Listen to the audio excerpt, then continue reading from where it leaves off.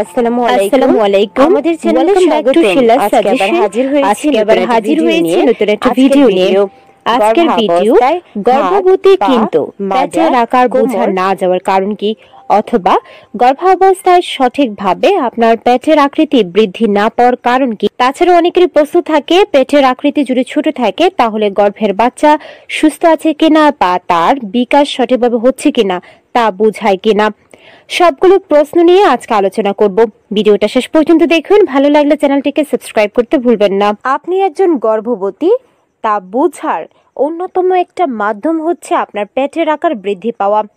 একজন গর্ভবতী মা তার পেটের পরিবর্তন লক্ষ্য করবে সাধারণত দ্বিতীয় 3 মাস সময় থেকে, মানে গর্ভাবস্থার 4র্থ মাস থেকে কিছুটা আপনার গর্ভের আকার বৃদ্ধি পেতে পারে। 4র্থ মাস থেকে গর্ভবতী মায়ের পেটের আকৃতি বাড়তে শুরু করে। তবে কিছু কিছু মায়ের ক্ষেত্রে পেটের আকার আগের মতোই থাকতে পারে, তবে এর পেছনেও কিছু কারণ রয়েছে। অনেক সময় মায়েরা ডাক্তারের কাছে প্রশ্ন করে থাকে, পেটের আকার কেন বাড়ছে না, পেট ঠিকমতো বোঝা না যাওয়ার কারণ কি।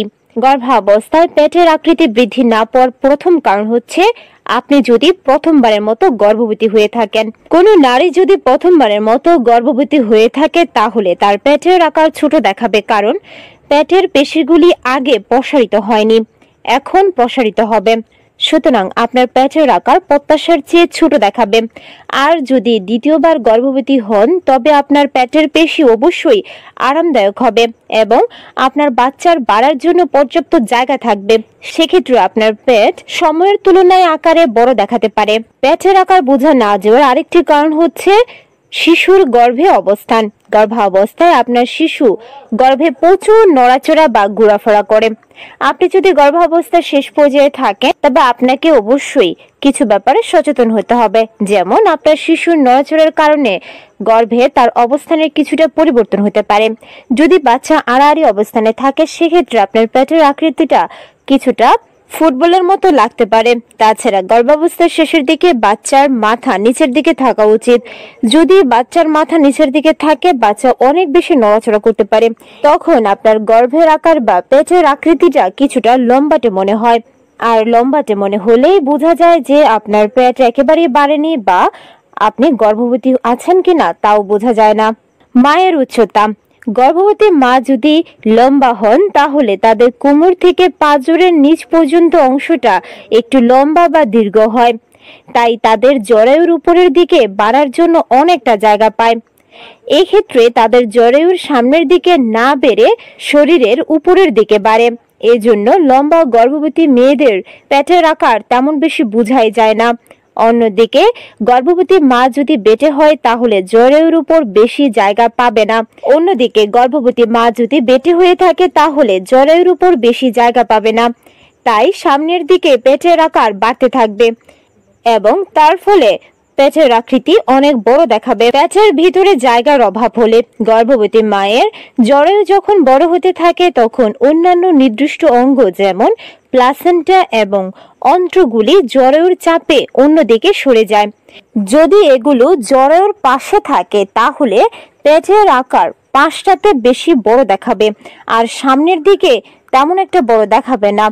আর যদি প্লাসেন্টা এবং অন্ত্রগুলি জরায়ুর সামনে বা পেছনে থাকে তাহলে পেটের আকৃতি অনেক বড় বা গোলাকার দেখাবে। এখন জানবো পেটের আকার বড় না হলে কি গর্ভের বাচ্চার আকার ছোট হয়। আসলে গর্ভাবস্থায় আপনার পেটের আকারটি কত বড় বা ছোট তা বিবেচ্য বিষয় নয়, তবে কিছু কিছু ক্ষেত্রে মায়ের পেটের আকার যদি দেখতে ছোট মনে হয় সেক্ষেত্রে বাচ্চা ঠিকমতো বেড়ে না ওঠার কারণ হয়ে ওঠে। সেক্ষেত্রে ডাক্তার আল্ট্রাসাউন্ডের মাধ্যমে বাচ্চার ওজন, উচ্চতা এবং পেটের ভিতরে অবস্থান, বাচ্চার আকারের পরিমাপ করে পর্যবেক্ষণের মাধ্যমে সিদ্ধান্ত গ্রহণ করেন। তবে মায়ের পেটের আকার ছোট বা বড় হওয়া মানেই তা কোনো সমস্যার লক্ষণ এমনটা মনে করা উচিত নয়। তবে অনেকের ক্ষেত্রে পেটের আকৃতি ছোট বা বড় হওয়ার কারণটা জেনেটিক হতে পারে, মানে বংশগতভাবে অনেকের শারীরিক গঠন এমন হয় যার ফলে পেটের আকৃতি তেমন বৃদ্ধি পায় না। অনেক গর্ভবতীর পেটের আকৃতি ছোট হলে তাদের মাথায় প্রশ্ন আসে কি খেলে বাচ্চার ওজন বাড়বে। বাচ্চার ওজন বাড়ানোর জন্য আলাদা কিছু খাওয়ার প্রয়োজনই নেই। সুস্থ গর্ভধারণের জন্য যে সকল পুষ্টিকর খাবারের পরামর্শ দেওয়া হয় সেগুলো খাওয়া এবং স্বাস্থ্যকর জীবনযাপন করাটাই আসল কথা। অনেকের পেটের আকৃতি বৃদ্ধি না পেলেও গর্ভের বাচ্চার ওজন কিন্তু ঠিকই বৃদ্ধি পায়। সেক্ষেত্রে ডাক্তারের পরামর্শ মেনে চলা উচিত। আশা করছি ভিডিওটা দেখে একটু হলেও উপকৃত হয়েছেন। ভালো লাগলে চ্যানেলটিকে সাবস্ক্রাইব করে পাশে থাকার চেষ্টা করবেন। আল্লাহ হাফেজ।